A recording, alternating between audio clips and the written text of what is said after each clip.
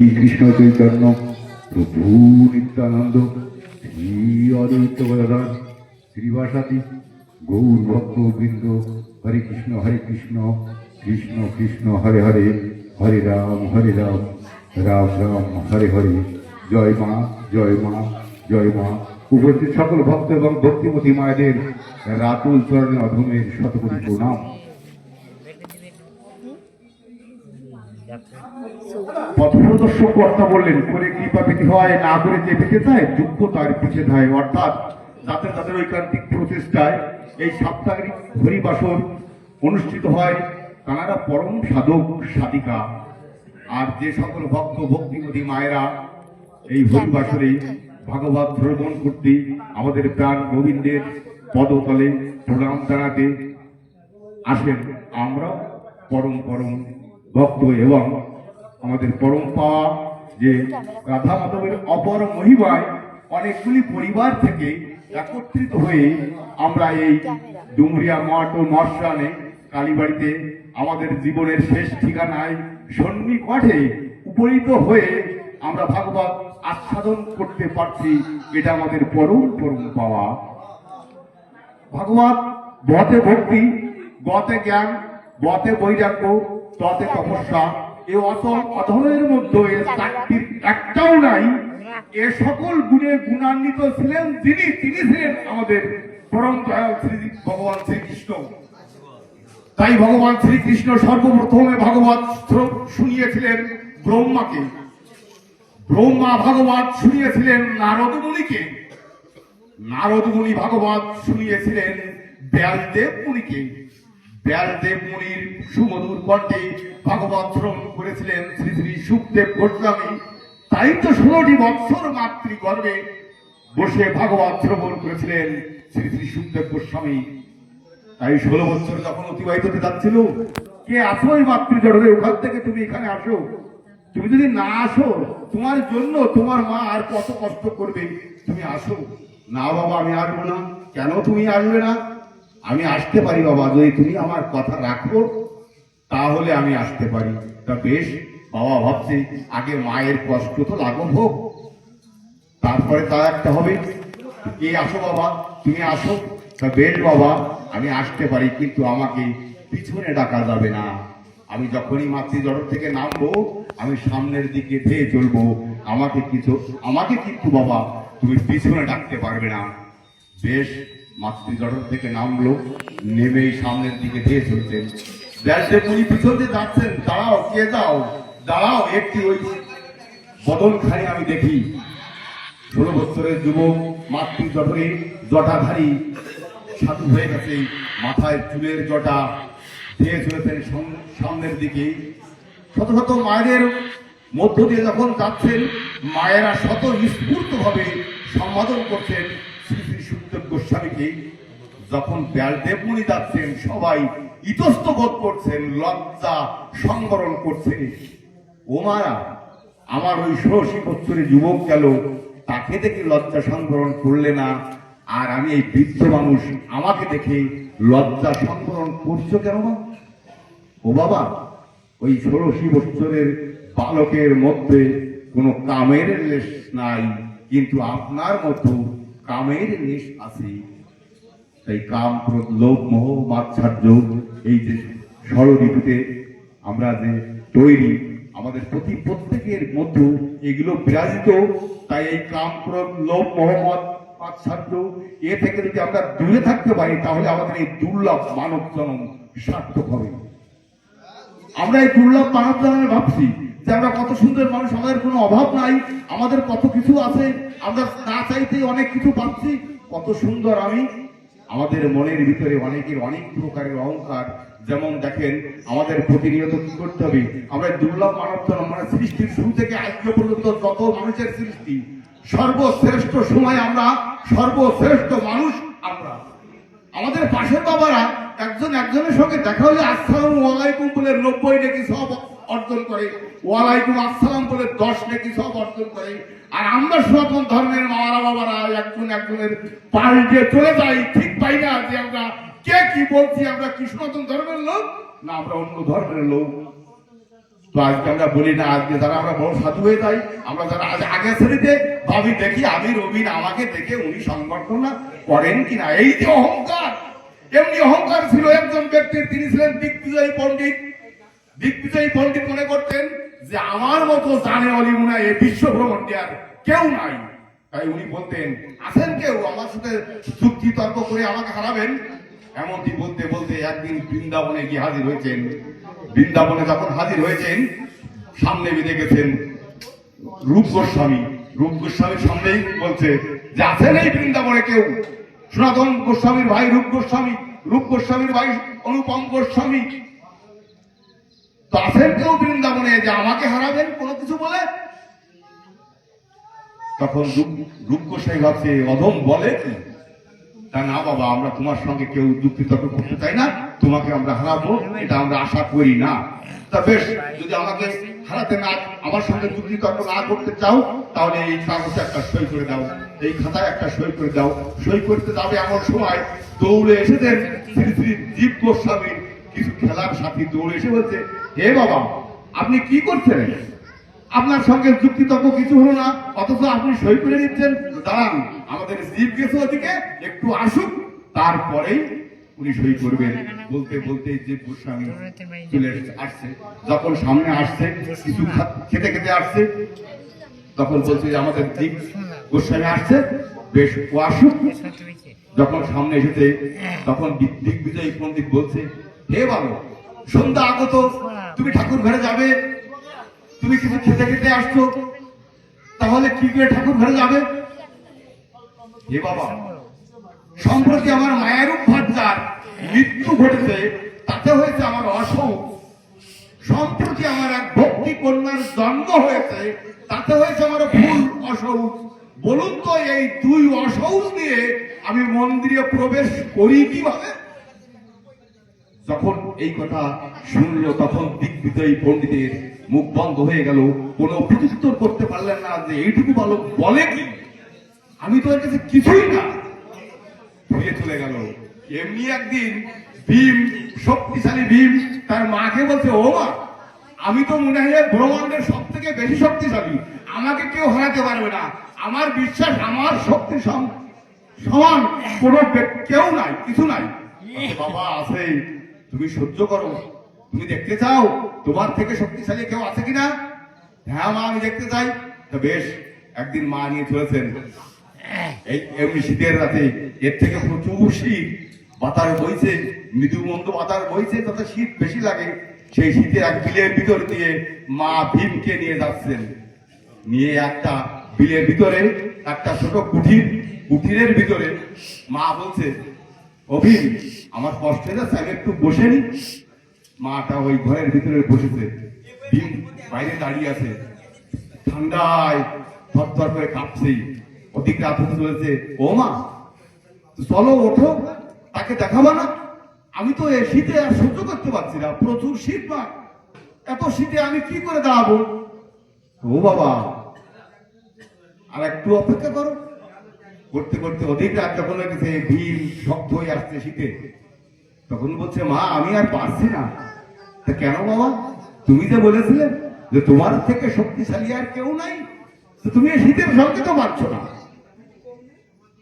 দেখেন, আমাদের এই দুর্লভ মানব জন্মে আমরা ভাবি যে আমরা কত কিছু জানি, কত কিছু পারি, কত কিছু শুনেছি, কত কিছু করেছি, কিন্তু আসলেই কিন্তু আমরা অনেক অনেক কিছু আমাদের জীবনে বাকি হয়ে গেছে, বাকি থেকে যাচ্ছে। আমরা জানার সত্ত্বেও আমরা মানছি না, জানার সত্ত্বেও আমরা সেগুলো পালন করে চলছি না। তাই ভগবান শ্রীকৃষ্ণ বলেছিলেন যে রাধা ভালোবাসতো আমাকে, আমি ভালোবাসতাম রাধাকে, তাকে নিয়ে আমি সংসার করতে পারিনি। ভালোবাসতো মীরা আমাকে, তাকে নিয়ে আমি ঘর ভাবতে পারিনি। প্রভাস নদীর তীরে, গাছের উপরে জনপদের তীরের আঘাতে আমার মৃত্যুকেও আমি রোধ করতে পারিনি। তাহলে আমি বলো কিছুই করতে পারবো না, আমি কিছুই করে দেবো না।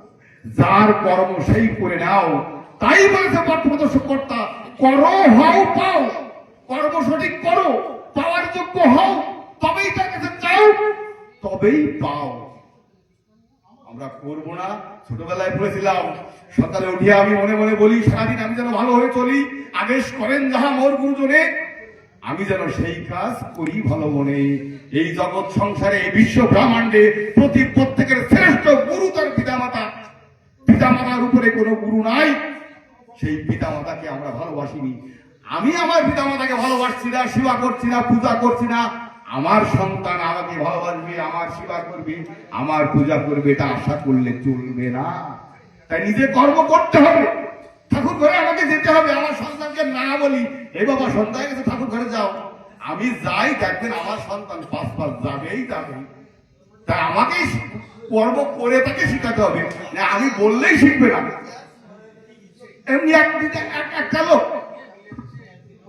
গেছেন আমাদের নোয়াপাড়ায় পিছাবে কাছে, একটা বাচ্চাকে নিয়ে একটা মা গিয়েছে। মা গিয়ে বলছে, ও বাবা আমার এই বাচ্চাটা এত চিনি খায়, এত মিষ্টি খায়, বাড়ি কোনো কিছু এনে রাখলে সব খেয়ে ফেলে বাবা।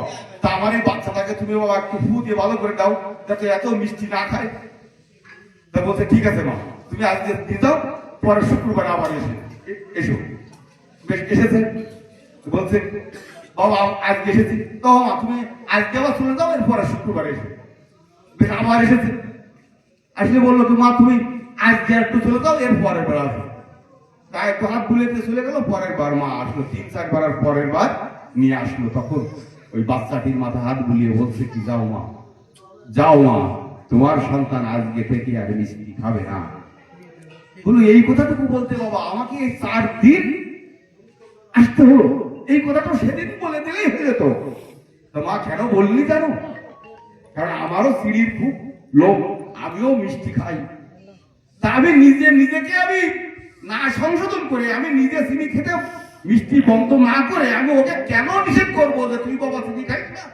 তাই আমি মা এই কয়দিনে চেষ্টা করে করে আমি বন্ধ দিতে পেরেছি। তাই আমি আজকে ওকে বলতে পেরেছি। এর আগে আমি বন্ধ করতে পারছিলাম না।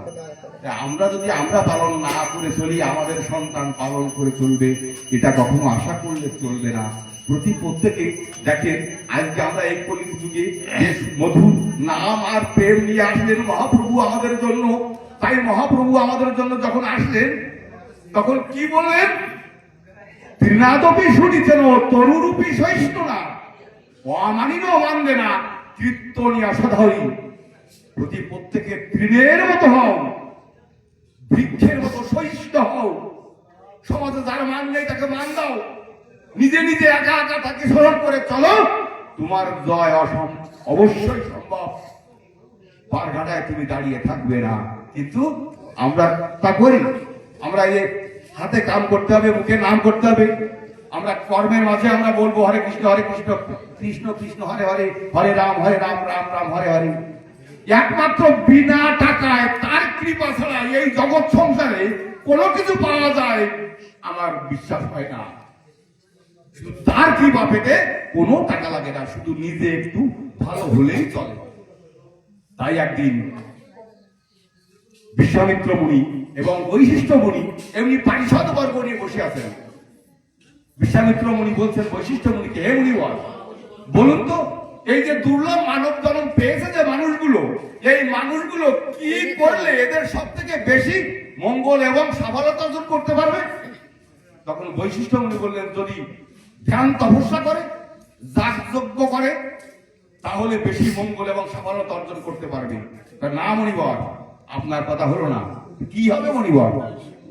যদি মানুষ সত্য কথা বলতে পারে, সত্যবাদী হতে পারে, তাহলে সব থেকে বেশি মঙ্গল এবং সফলতা অর্জন করতে পারে। তেমন সত্যবাদী লোক কোথায়? তেমন সত্যবাদী লোক রাজা হরিশ্চন্দ্র। পূর্ব দিকে সূর্য উদিত হতে নাও পারে, তবে রাজা হরিশ্চন্দ্রের কথা কখনো এদিক থেকে অধিক হয় না। তাই তো উনি রাজ্য পর্যন্ত দান করেছিলেন, শৈব্যকে বিক্রি করেছিলেন। তার ছেলেটার সর্বদর্শনে মৃত্যু হয়েছিল। যখন পরীক্ষায় উত্তীর্ণ হয়েছিলেন তখন বিশ্বামিত্র মুনি তার সব আবার ফিরিয়ে দিয়েছিল। এমন সত্যবাদী লোক আর কোথায়? এমন সত্যবাদী ধর্মরাজ যুধিষ্ঠির। ধর্মরাজ যুধিষ্ঠির সত্যবাদী ছিল বিদায় কুরুক্ষেত্রের যুদ্ধে 18 অক্ষয়ী সৈন্য নিধন করে যুদ্ধে জয় লাভ করেছিলেন। কারণ সে সত্যবাদী ছিল বিদায় শ্রীকৃষ্ণ তার সঙ্গের সাথী ছিলেন। যদি সত্যবাদী না হতেন তাহলে শ্রীকৃষ্ণের সঙ্গের সাথী হতেন না। নারদ মুনি মনে মনে ভাবছে, আমরা অনেক সময় অনেকে ভাবি যে আমি এত কথা বলতে পারি, আমি এত সুন্দর গান গাইতে পারি, আমি এত টাকার মালিক, আমি বড় সাধু। ও বাবা, ওই আমার প্রাণ গোবিন্দের ওই মহাপ্রভু ওই বাণীটা যেন সবার সর্বসময় মনে থাকে, ত্রিনাথ ও বিশ্বজনম। একটা বাড়ি ধর্মের যদি একটা বাড়ি মেনে চলা হয়, তাহলে তার জীবন পাল্টে যাবে, জীবন তার উন্নতি হবেই হবে। কিন্তু আমরা খালি শুনি, আমরা খালি অনেক কিছু চেষ্টা করি দেখার, কিন্তু আমরা কি মনে করি যে আমি এত শুনেছি, আমি এত পড়েছি, আমি এত দেখেছি, তাহলে আমি কত জানি। কিন্তু আসলেই কিন্তু আমরা তো জানি না। আমরা সেটাই জানি, সেটা সবাই জানি এবং সবাই মানি যে আমাদের 3 বার ভাত খেতে হয়, সকাল দুপুর সন্ধ্যা, আর রাত্রে দরজা দিয়ে ঘর শুতে হয় যদি চুরি করে নিয়ে যায়। এটা কিন্তু আমরা ভালো জানি সবাই। অবশ্যই আজকে যারা আমরা এই বৃন্দাবন ধামে আমরা উপনীত হয়েছি, আমরা পিতা মাতার একনিষ্ঠ সন্তান, আমরা অনেকবার মানব জন্ম পেয়েছি। কিন্তু আমার কষ্ট এই যে এই মানব জন্ম যেন আর ডিমোশন না হয়। কারণ যতবার আপনি এই বৈকুণ্ঠে ধামে না যাবেন, আপনি স্বর্গে যাবেন, স্বর্গ সুখ ভোগ করে আবার চলে আসবেন। আপনি নরকে যাবেন, নরক যন্ত্রণা ভোগ করে আবার এখানে চলে আসবেন। যতদিন পর্যন্ত আপনি বৈকুণ্ঠ ধামে না যাবেন, গোলক ধামে না যাবেন, ততদিন পর্যন্ত কিন্তু এই দুর্লভ মানব জন্ম পেতেই হবে, পেতেই হবে। তাই আজ যারা আমরা এই দুর্লভ মানব জন্ম পেয়েছি, আজ আমরা এতবার গোবিন্দের কৃপায়, তার বিনা ইশারায় গাছের যেমন একটা পাতা পড়ে না, তার বিনা ইশারায় আমরা কিন্তু কেউ এখানে আসতে পারিনি। আজ আমরা যারা এসেছি, একটা পরিবার থেকে একজন সদস্য আয় করতে গেলে তার কিছু চাকরি করুক, ব্যবসা করুক, দিন মজুর খাটুক, কিছু সময় বিক্রি না করলে কিন্তু কোনো টাকা আয় করা সম্ভব না। তদ্রূপ আমরা যদি আমাদের প্রাণ গোবিন্দের চরণে একটু সময় নিবেদন না করি, তাহলে তার কাছ থেকে কিছু পাবো এটা আশা করলে কখনো চলবে না। তাই আমাদের সর্বসময় হিসাব রাখতে হবে, আমাদের মনে রাখতে হবে ব্রহ্মা বলি ব্রহ্মা বিদ্যা, ত্রিসন্ধ্যা মুক্তি গেইনি। 3 বার আমাদের পূজা দিতে হয়, সকাল দুপুর সন্ধ্যা। যদিও 2 বার প্রতি বাড়িতে দেয়, খুব কম বাড়িতে 3 বার হয়। 2 বার যদিও দেয়, যে কয়জন সদস্য থাকি বাড়িতে, ওই কয়জন সদস্য যেন সবাই ঠাকুরের চরণে একটু যায়, এটাই আমার অনুরোধ। আমার মা ঠাকুর করে পূজা দিল, প্রসাদ দিল, বেশ, আমার তো আর দেওয়া লাগতেছে না। আমি যদি ঠাকুরকে প্রণাম করি, তাহলে আমাদের জীবন কিন্তু সার্থক হবে, পথ এগিয়ে যাবে, পথ এগিয়ে যাবে। তাই প্রাণ গোবিন্দ কি বললেন যে মৃত্যুর সময় যদি কোনো ব্যক্তি হরে কৃষ্ণ কৃষ্ণ কৃষ্ণ হরে হরে, হরে রাম রাম রাম হরে হরে, এই 16 নাম 32 অক্ষর বলতে বলতে মৃত্যুবরণ করতে পারে, অনন্ত কোটি বছর ভগবান বিষ্ণুর সঙ্গে বিষ্ণু লোকে বাস করবে।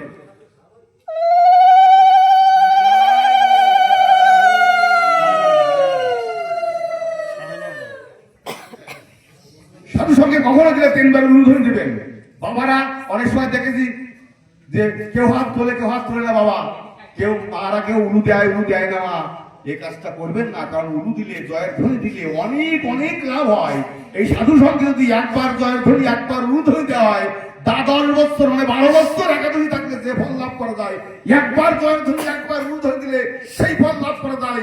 তার মানে আমি এই বলছি না যে আপনারা একাদশী থাকবেন না, একাদশী থাকবেন। আমাদের সনাতন ধর্মের একাদশীর একটা প্রধান দিক, লোক একাদশী থাকবেন, ওদিকতে আয় হবে, এগুলো করবেন, এদিকতে আয় হবে।